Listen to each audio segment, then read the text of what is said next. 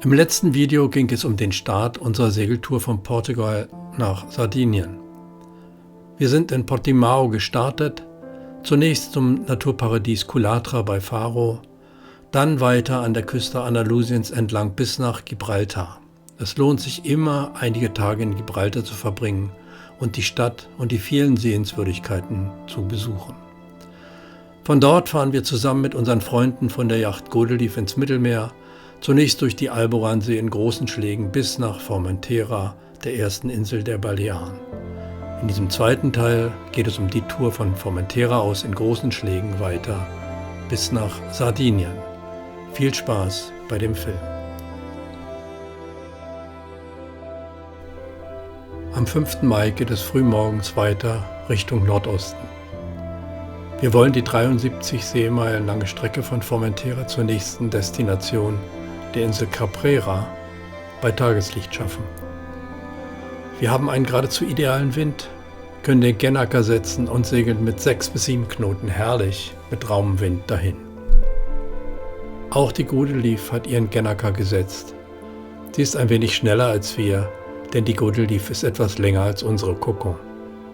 Das macht uns wenig aus, denn was gibt es Schöneres, als bei idealen Bedingungen im Mittelmeer zu segeln.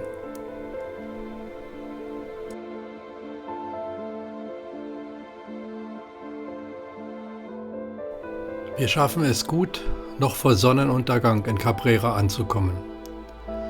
Genau wie die Godelief, die neben uns liegt, nehmen wir uns eine Boje, die wir vorher reserviert hatten. Jetzt können wir den Sonnenuntergang in der geschützten Bucht der Insel Cabrera genießen. Es war wirklich ein perfekter Segeltag. Cabrera ist in dieser Jahreszeit, also im Frühjahr, noch angenehm leer. Man kann immer eine Boje buchen, denn es ist nie ausgebucht und im Gegensatz zum Hochsommer kann man für mehrere Tage bleiben. Im Hochsommer ist nur eine Nacht erlaubt und meist sind die Bojen lange vorher bereits reserviert. Es ist also ein sehr angenehmer Aufenthalt für uns hier im Monat Mai.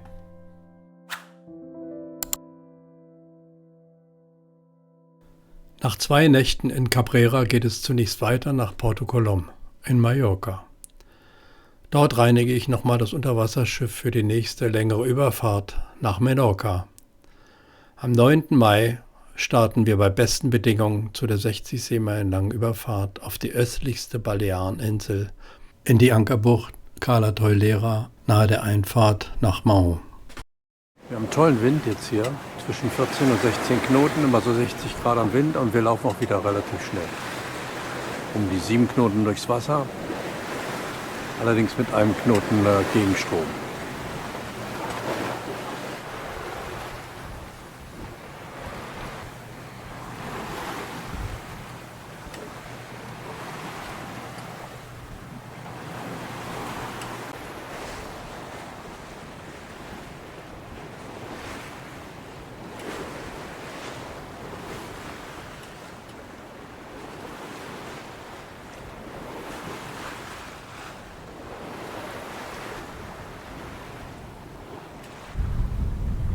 Am späten Nachmittag kommen wir in Menorca an.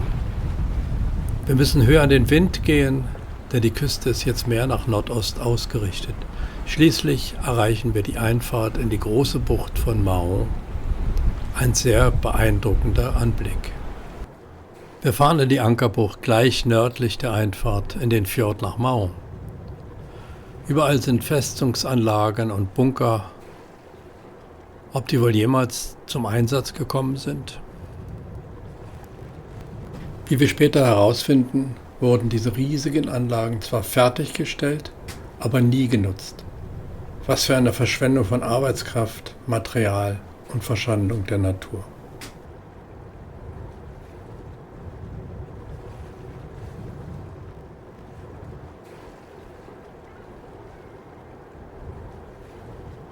Wir gehen in der schönen und sehr geschützten Bucht Cala Teulera vor Anker und entgegen einiger Berichte in der Navili-App hält der Anker sehr gut. Heute ist der 10. Mai. Wir sind ja gestern Abend hier in der Bucht zusammen angekommen, aber die Godelief geht bereits heute Anker auf weil sie in Mahon ein Ersatzteil bekommen, das sie abholen und einbauen müssen. Wir selbst werden einen Tag später nachkommen.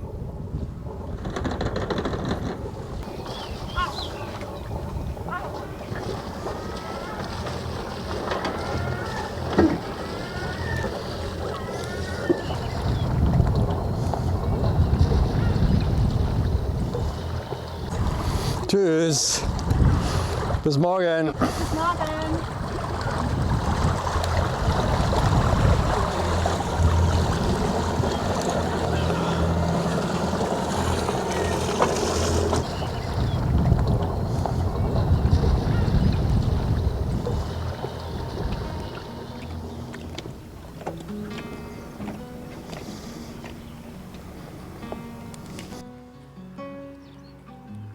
Die Ankerbucht hier ist total geschützt, wirklich super klasse.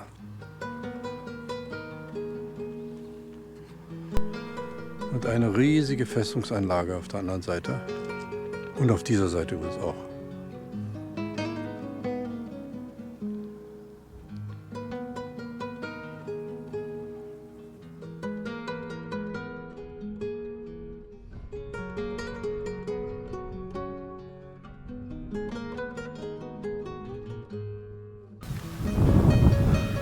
Wunderschön hier.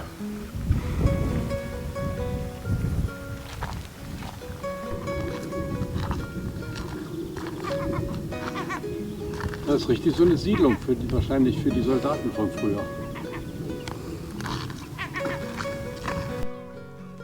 Alles voller Anlagen. So wie noch nicht zu Ende gebaut oder aus der Zeit davor. Stimmt, das ist so ein bisschen wie Irland oder Schottland.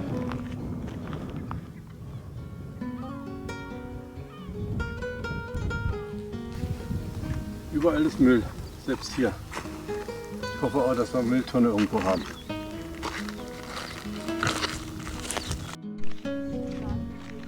Sieht aus wie Schießscharten, ja.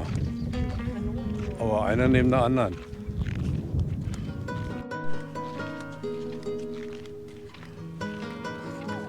So ist mit Eintritt. Damit war es das. Ja, ja. Wir haben kein Geld mit. Pech.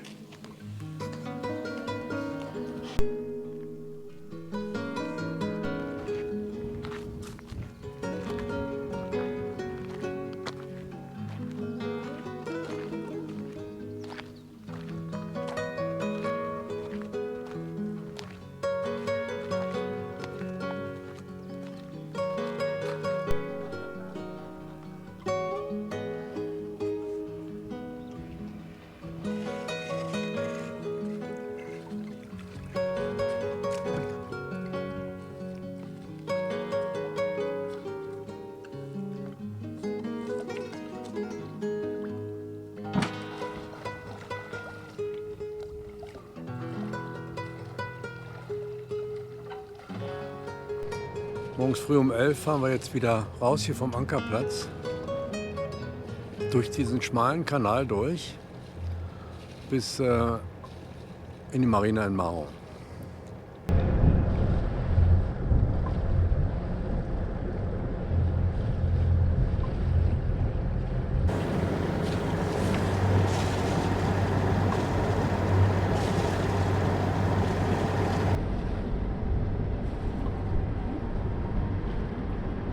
Wir haben noch eben getankt und fahren jetzt nach vorne ganz in die Ecke in diese Marina da rein.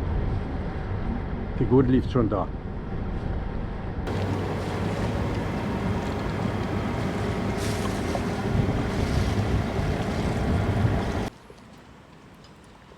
Hier liegen wir relativ günstig für knapp über 30 € pro Nacht.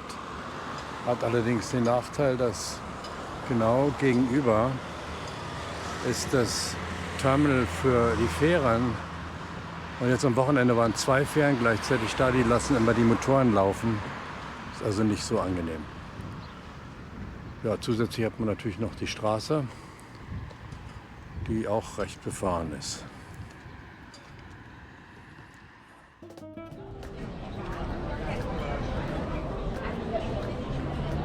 Wir nehmen uns zusammen mit unseren Freunden einen Mietwagen und erkunden die Insel insbesondere die bekanntesten Sehenswürdigkeiten von Menorca.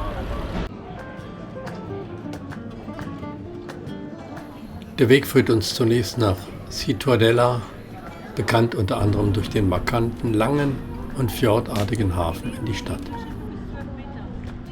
Ja. Aber da musst du ganz schön pflegen, oder? Dieses Holz. Ja, klar sieht man ja, das Holz, das braucht man wieder ordentlich Pflege. Ja.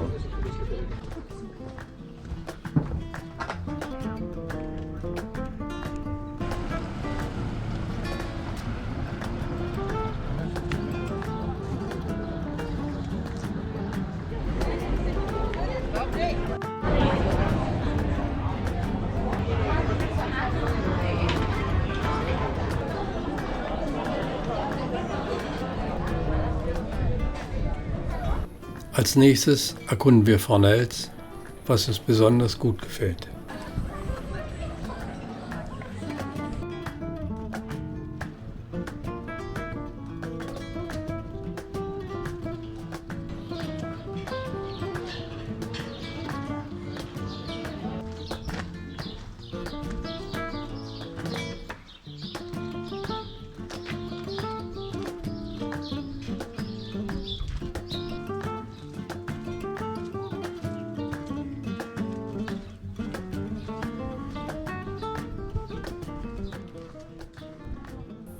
Es gibt wirklich tolle Ecken in Menorca.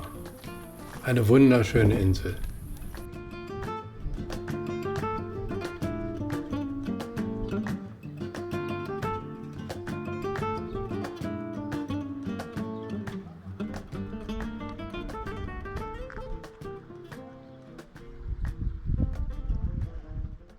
Es geht weiter zu unserem Ziel nach Sardinien.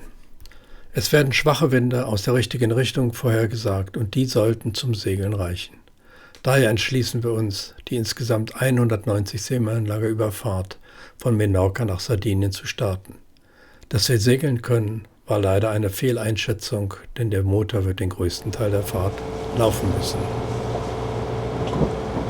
Am nächsten Morgen ist die Situation ein bisschen typisch fürs Mittelmeer, muss ich sagen. Die Nacht war ruhig, aber die Nacht war relativ ruhig. Wir hatten auch wenig Wellen, aber wir hatten auch keinen Wind mehr, von daher mit der Maschine, sind wir mit der Maschine gelaufen. Der Wind hat dann gedreht von Raumenwind, von Backbord.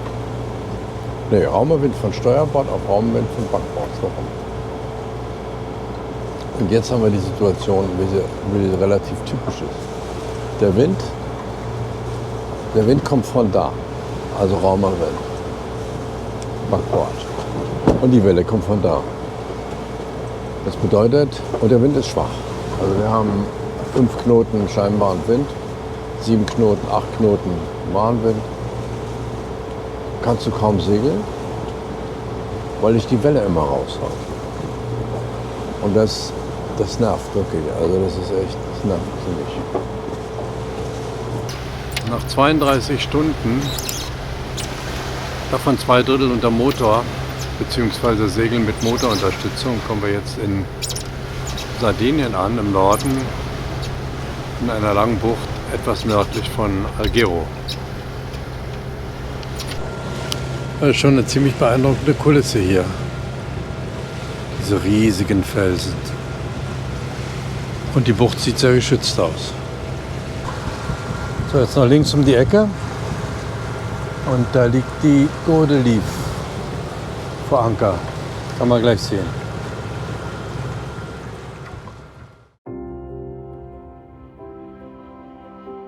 Wir werden schließlich in der Cala del Conte vor Anker gehen, weil in der ersten Bucht war das Ankern nicht erlaubt.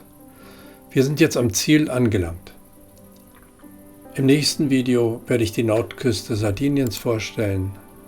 Wir werden dann übrigens zusammen mit einem dritten Schiff unterwegs sein, mit der Henny. Und wir werden später ganz langsam die Rückreise raus aus dem Mittelmeer antreten.